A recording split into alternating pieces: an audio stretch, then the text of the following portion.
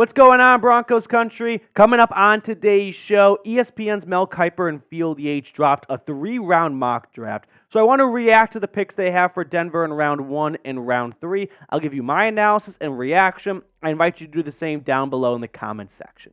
But selfishly, really quickly, I just want to share some of our YouTube analytics with you guys here, because you can see that the last 3 videos have all been between 150 and like 176 likes. So I'm trying to beat our 202 likes that we've gotten in the last 4 videos. So if you do me a big favor, go ahead and hit that thumbs up button. Now let's get right into ESPN's mock draft. I've only got room for 10 spots here. Denver picks at 12, which makes it kind of an awkward graphic. But number 1 was Caleb Williams to the Bears. And then after that, we have Jayden Daniels, Drake Maye, Marvin Harrison. Minnesota trades up with the Chargers to get J.J. McCarthy at 5. Malik Neighbors goes to the Giants at 6. That just screams their next OBJ. Tennessee plays it safe with Joe Alt. Dallas Turner goes to Atlanta at number 8. Roma Dunze's a Bear at 9. And for Denver, I feel like the draft kind of starts around 8 to 10 because they could be looking at an edge rusher like Dallas Turner. I don't think they're going to be interested in Roma Dunze, plus I don't think he'd ever fall to them at 12. But I think they want to see what the Jets do at 10 because there is a player that they really like that could be available for the Broncos if the Jets pass on him, and that is Brock Bowers. And I'll just say right now, Brock Bowers is my dream pick for Denver, and that's who the Broncos ended up selecting in this mock draft. He's 6'3", 243 pounds. He's a 3-time first-team All-American, 1,400 career. Let me back up. 1,400 plus career yards after the catch.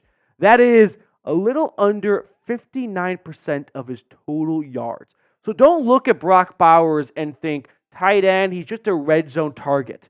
No, he is more than a red zone target. He can be used at any spot on the field. Georgia used him in jet sweeps. They used him going deep. They used him over the middle. They had their fun with the Swiss Army knife that is Brock Bowers. But don't look at Swiss Army knife and think he doesn't stand out in any one area. No, he is the best tight end we've seen enter the draft in a long time. Like, I am much higher on him now than I was when Kyle Pitts was coming out of Florida. Look at his numbers. The guy was an immediate starter for the Bulldogs as a true freshman in the SEC, 882 yards, 14 total touchdowns. I mean, I was reading that he went to high school in Napa Valley, California. His first year, sophomore year with the varsity team, they didn't win a game. Like, kind of think about how small of a town football he's playing. He goes to the SEC, he's playing for Georgia, and as a freshman, he's instantly like the best player on their offense. Now, last year, he unfortunately had an ankle injury, so he did miss some time, only played 10 games. But what's pretty wild is scouts were telling Kirby Smart and Bowers too somewhat, hey, sit down, rest it, and shut it down for the rest of the year. You're going to be a first-round pick. There's no sense in going out there and further damaging this ankle. And Bowers just said, all right, I can cross you off my agency potential list because I only want to play football. And if you're advising me not to play, then I'm not interested in doing business with you. That's the type of player you're getting in Brock Bowers. This is what Field Yates had to say on his selection for Denver at pick number 12.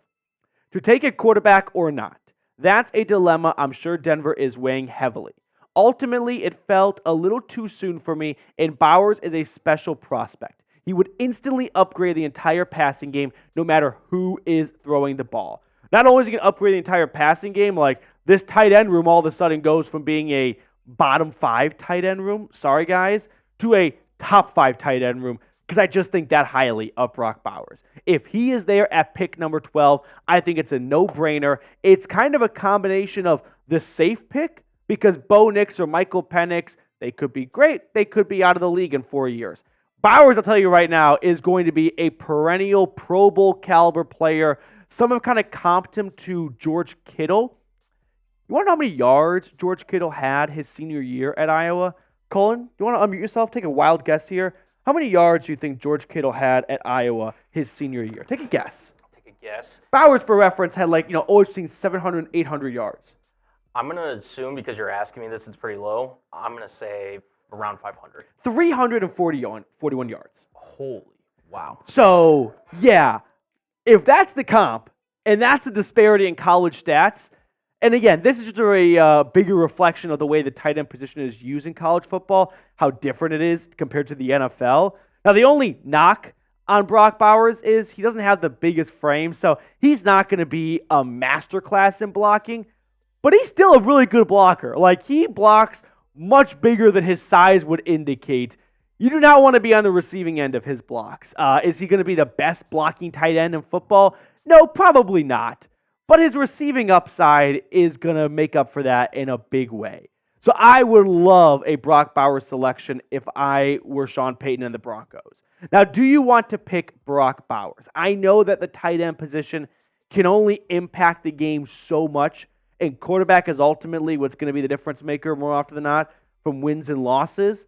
But I'd rather go Brock Bowers and have a Pro Bowl tight end than maybe Bo Nix, who's good, maybe not, and find yourself wasting this year's first-round draft pick and thus having like 3 straight years with no first-rounder if Bo Nix is not a starter for this team after a few seasons. Now, next up on the show, we're going to look at what quarterback ESPN did select for Denver in round 3 of their mock draft. But first, I want to fill you all in on our sponsor today, which is Prize Picks. That is daily fantasy made easy.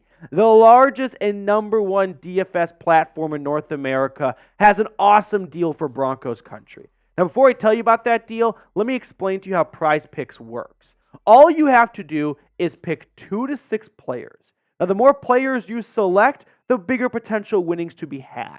Then, just choose more or less on the projected stats given by Prize Picks. So Prize Picks is a ton of fun. I had a friend come in town a few weekends ago. He was unfamiliar with it. Talk about wanting to be extra locked in on March Madness. Get going with Prize Picks, and all of a sudden, you've got a lot to care about in an Illinois-Duquesne basketball game. So I love Prize Picks. I think you'll really enjoy it as well. Download Prize Picks today and use code CLNS, and you're going to get a first-time deposit match up to $100. Now, I put all that information in the comments and description of today's video, but go to prizepicks.com/CLNS or download the app and use code CLNS to receive that first-time deposit match up to $100. Prize Picks. Pick more, pick less. It's that easy. Fast forward to round 3 because Denver does not have a second-round pick. And I want to show you guys who went before the Broncos at 76 for a point of reference. Chris Jenkins, defensive lineman. I don't think Denver's doing a lot of extensive research on the DTs in this draft class, despite my wishes. But that could be a play for the Broncos right there. Ultimately, I don't feel like there's a guy that goes right before Denver that the Broncos were dying to get. And in this mock draft, ESPN selected Spencer Rattler, pick number 76. Now, I've got strong opinions and feelings on Spencer Rattler, but I'm going to put those to the side and just tell you about him first, and then I'll give you my opinion and takes and whatnot. First, the facts. 6 foot, 211 pounds, slightly older prospect. He's going to turn 24 in September, and we know some teams don't love getting older players because that clock's ticking earlier before they even step on the field for them. He's got solid arm talent. He doesn't have the strongest arm in this draft class, but he's definitely far from the weakest. He's got some playmaking abilities to his game. He was really good in Columbia for the Gamecocks, but traveling on the road, huge drop-off compared to his home stats. He's got good mechanics, meaning he's not a raw product that a coach is going to have to spend some time fine-tuning. Like, what you see is what you get a little bit with Spencer Rattler. Now, con is he has rubbed many people the wrong way, going back to high school where he was suspended for the second half of his senior season or his final season in high school, which was in Phoenix, because of violating the team's conduct policy. He was on Netflix's like QB1 show. Did not do him any favors on that show. He came across as a punk and not someone you can kind of envision having be your franchise quarterback. I don't think he is franchise QB material. You talk to South Carolina fans, they'll say he's mature and he's grown up a lot since then, and he says the same thing too, and he's kind of acknowledged his past, and you know what, maybe he has. Like, I don't know many people that they're best versions of themselves when they're 16, 17, 18, 19 years old, but when you're going to be a franchise quarterback for an NFL team, like, the expectation and the bar is just so much higher than being one hell of an accountant. So I don't have the highest regard for Spencer Rattler when it comes to being that leader that a team and a fan base and a city can rally around. So, I mean, this is kind of a deep cut here, but maybe some Jay Cutler-esque vibes. And I like Cutler too, but I think you all can kind of remember the way he was coming out of college. I'm getting similar tendencies and vibes from Rattler. Now, here are his stats from the last 4 seasons. He played a lot of college football, right? He was at Oklahoma for 3 years, didn't touch the field much his first year, starter his second year. Then in 2021, that's when he got benched against Texas in the Red River Shootout, and Caleb Williams took over, and the rest is history. He transfers to South Carolina, 2-year starter, back-to-back 3,000-plus yard seasons.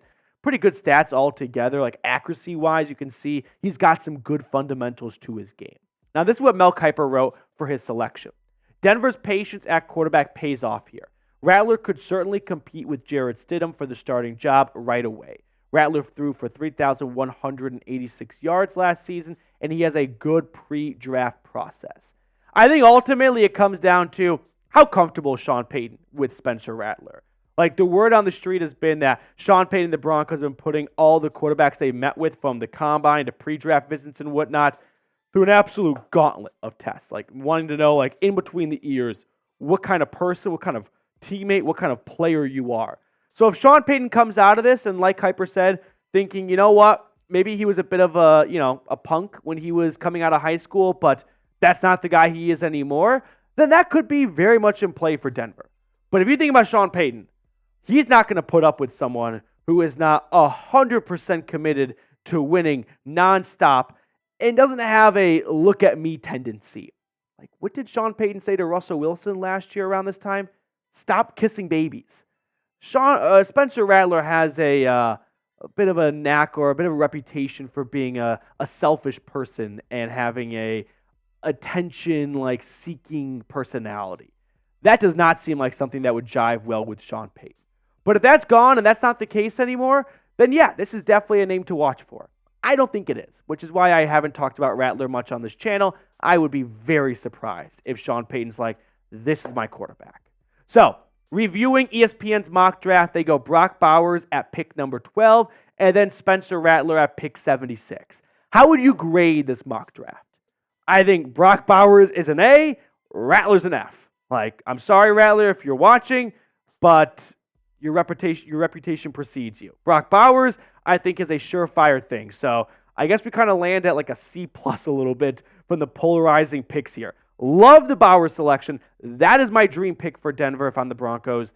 Not super high on Rattler, but if you miss on him, you missed on pick 76. Like, that's not going to set your franchise back. If you miss on pick 12, you've already had 2 years with no first rounder. Might as well call it 3 years if that guy does not produce anything for you. That could set your franchise back. All right, that will do it for us on this show today. Thank you guys so much for tuning in. I will sign off, and I'll see you all tomorrow.